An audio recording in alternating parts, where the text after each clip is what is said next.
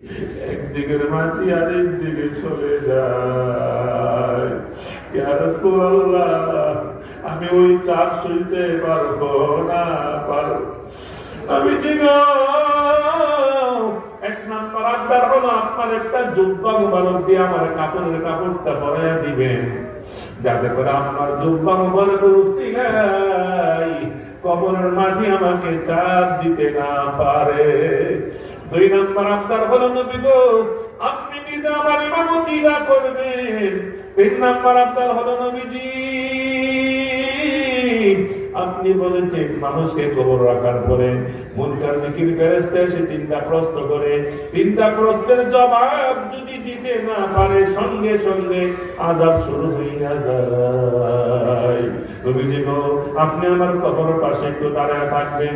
আমি খাদিজা যদি জবাব দিতে ভুলে যাই, আপনি নবী নিজে আমার পক্ষ হয়ে জবাবটা দিয়ে হযরত খাদিজা রাদিয়াল্লাহু তাআলা আনহা দুনিয়া থেকে বিদায় হওয়ার পরে আমার নবীজির জুব্বা মুবারক দিয়া কাফন পরাই দিয়েছেন, আমার নবীজি নিজে ইমামতি করছেন, আমার নবীজি কবরস্থ